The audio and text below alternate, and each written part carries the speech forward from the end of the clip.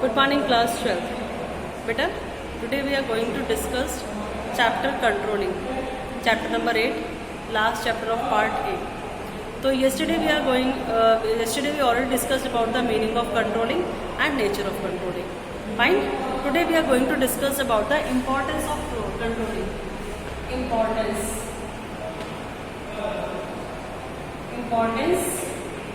of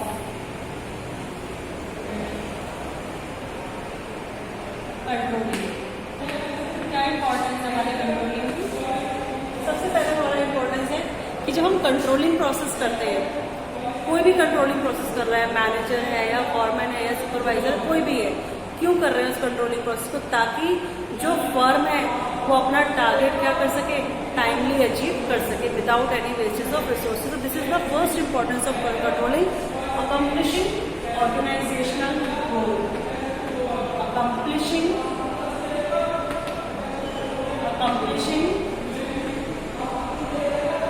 organizational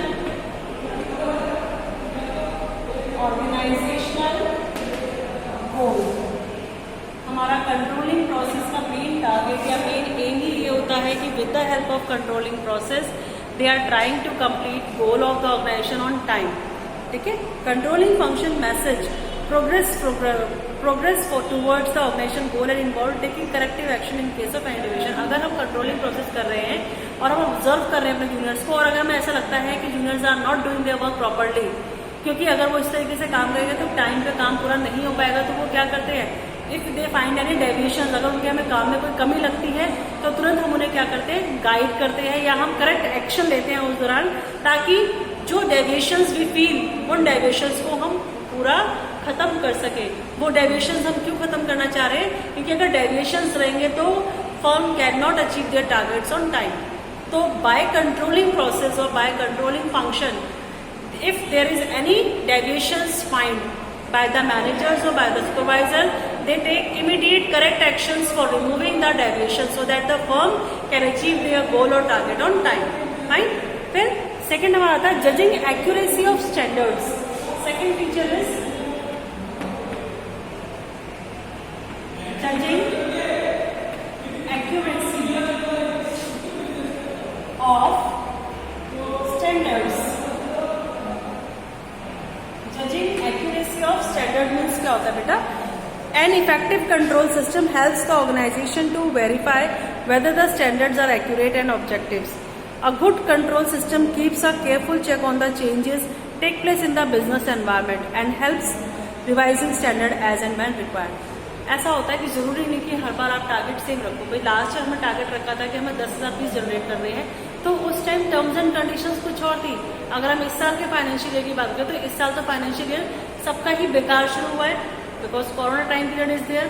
2 महीने लगभग सब कुछ बंद रहा, प्रॉपर लॉकडाउन था पूरी कंट्री के अंदर. जब 2 महीने हमारा प्रॉपर लॉकडाउन था तो उन 2 महीने का जो हमारे नुकसान हुआ है हम आगे के 8-10 महीनों में पूरा नहीं कर सकते हैं. तो for this year we have to change our target also. तो अच्छा कंट्रोलिंग सिस्टम या अच्छा कंट्रोलिंग प्रोसेस उसे ही माना जाता है कि जब managers are deciding the target for the coming year, तो पीछे भी देख ले पीछे क्या था, एट प्रेजेंट क्या है, फ्यूचर में क्या होने वाला है. And according to change in business environment आपको भी टाइम टू टाइम क्या करना पड़ेगा, अपने टारगेट्स या अपने गोल्स को रिवाइज करना पड़ता है एज एंड व्हेन रिक्वायर्ड. जरूरत है तो करो, नहीं है सेम टाइम पीरियड है जैसे लास्ट ईयर था वैसे ही इस ईयर है, इस ईयर और अच्छा है तो you can increase the standard target. और इस साल खराब है, हाल खराब है सबके, तो you can decrease the standard. और सेम है तो कोई दिक्कत ही नहीं है. तो हमारा जो स्टैंडर्ड हम जज करते हैं उसमें भी हेल्प करता है हमारा controlling system by observing last, past, present और फ्यूचर. तो मैनेजर एक गुड कंट्रोलर या एक गुड मैनेजर वही होता है जो time to time according to business environment अपना स्टैंडर्ड टारगेट को क्या करता है, चेंज करता रहता है. ठीक है. फिर नेक्स्ट हमारा आता है making efficient use of resources. Third, making efficient use of resources. Making efficient use of resources means controlling helps to reduce wastage and spoilage of resources. It aims to ensure that each activity is performed according to the predetermined standard. As the result, there is effective and efficient use of resources. जो हमारा controller है या जो controlling process है वो इस चीज़ के लिए भी श्योर रहता है कि जो भी काम हो रहा है उसमें कोई वेस्टेज या स्पॉइलेज ना हो। वो उसका एम क्या होता है, ये एश्योरेंस रखना है कि जो भी हमने स्टैंडर्ड टारगेट है, जो भी एक्टिविटी जिस तरीके से डिसाइड करी है उसके अकॉर्डिंगली हर कोई उसे क्या करे, फॉलो करे। क्योंकि अगर आप हमारे अकॉर्डिंग फॉलो करोगे, हमारे अकॉर्डिंग वर्क करोगे तो श्योर रहेगा मैनेजर्स को भी या कंट्रोलर को भी कि there is no wastage of resources मतलब कोई ह्यूमन रिसोर्सेज काम का यूज नहीं हो रहा, ना ही कोई टाइम वेस्ट हो रहा है, ना हमारा मटेरियल रिसोर्सेज काम का यूज हो रहा है। तो always controller keep in mind कि when the workers are doing their job there is no kind of resources waste. Fine. फिर नेक्स्ट हमारा आता है ensuring orders and discipline. Fourth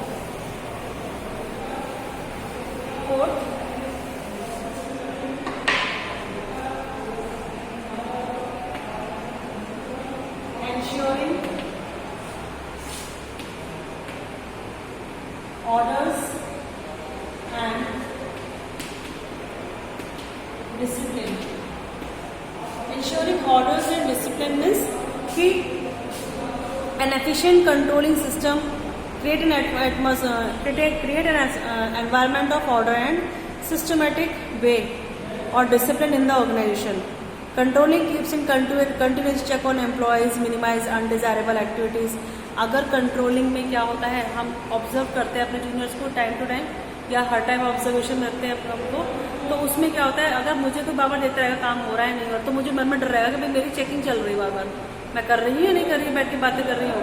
तो इस कंट्रोलिंग सिस्टम से एम्प्लॉयज़ क्या बनते हैं, दे बिकम डिसिप्लिन में रहते हैं, टाइम से आते हैं, अपना टाइम पे काम खत्म करते हैं, किसी से फालतू बात नहीं करते हैं, किसी चीज़ के ऊपर गलत नज़र नहीं डालते हैं कि मतलब ये उठा के रख लें, कोई फ्रॉड नहीं होता है, कोई चोरी नहीं होती है। तो it maintains discipline in environment, discipline in the business also. Fine.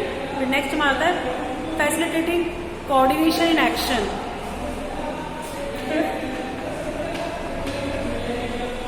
Facilitating coordination in action.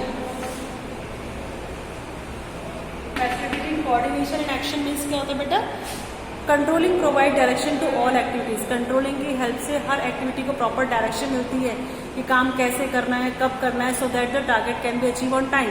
Each department and individual employee is govern by the predetermined standard. हर डिपार्टमेंट का हर एम्प्लॉय पहले से ही वाकिफ है कि क्या स्टैंडर्ड फिक्स कर दिया गया है और उसको उस स्टैंडर्ड के अकॉर्डिंग ही क्या करना है, काम करना है, वो भी फिक्स है।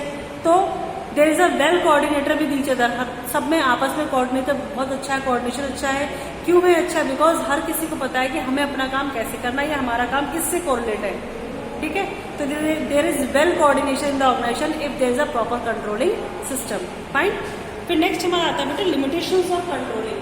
These are the importance.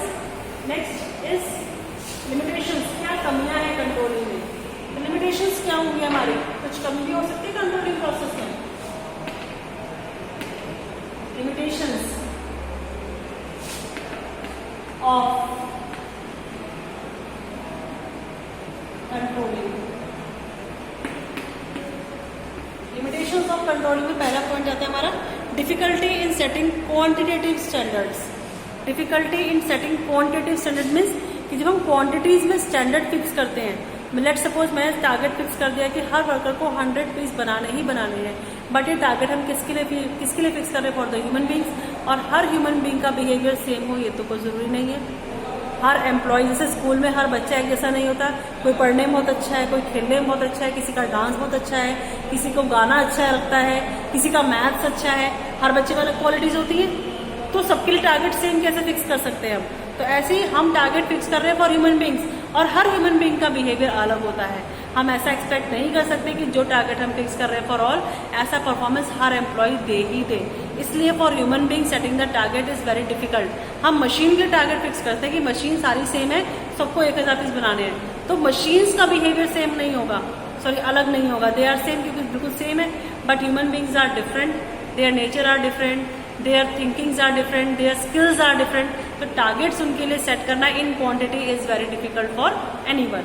Second is life little control on external factors. External factors जो हमारी कंपनी से बाहर की बातें हैं, but they are affected to our company or organization directly, like change in political parties, change in law and order, change in the technology, change in हमारा social objective change हो रहे हैं, या चेंज इन इकोनॉमिक सिस्टम, तो they are directly affected to our controlling system. उस time पे हमारा controlling system properly work नहीं कर पाता है अगर हमारे ऐसे चेंजेस आते हैं जो बिजनेस एनवायरनमेंट को डायरेक्टली अफेक्ट करते हैं। फिर रेसिस्टेंस फॉर एम्प्लॉयज, अगर किसी एम्प्लॉय को आप बार बार टोकोगे, ऐसे कर ले वैसे कर ले, बार बार उसे ऑब्जर्व करो, तो फ्रीली काम नहीं कर पाते, उनका माइंड फ्री नहीं होता है, उनको रहता है कि हर बार हर टाइम देखते रहते हैं हमें, तो एक अनकंफर्टेबल फीलिंग्स आती हैं। उसमें भी एम्प्लॉयज फ्री वर्क नहीं कर पाता कि छोड़ दो, लेट देम डू, करने दो अपने आप, ऐसा नहीं होता। कंट्रोलिंग में वी आर कंटिन्यूसली ऑब्जर्विंग, कैसे कर रहा है भाई, क्या कर रहा है, ऐसे क्यों कर रहा है, वहां क्यों जा रहा है, यहाँ क्यों जा रहा है, उससे भी बात कर रहा है, तो इससे भी एम्प्लॉयज इरिटेट होते हैं and they are unable to complete their target on time. फिर लास्ट में आता है कॉस्टली अफेयर्स। छोटी छोटी फर्म्स तो कंट्रोलिंग सिस्टम को फॉलो भी नहीं करती हैं, प्रॉपर अलग से कोई कंट्रोल अपॉइंट नहीं करती है, ठीक है, लेकिन ये जो हमारा, क्योंकि उसके लिए उनको सैलरी पे करनी पड़ती है, their demands are very high, but big firms जो होती है वो इसको इजिली अफोर्ड कर सकती है क्योंकि उनके पास इतना बजट होता है कि they can afford the controlling system proper way, इसलिए वो कंट्रोलिंग सिस्टम को अफोर्ड करती है। छोटे से हमारे फर्म्स में इस सिस्टम को फॉलो नहीं किया जाता क्योंकि ये हमारा बहुत ही कॉस्टली है, ठीक है। Thank you.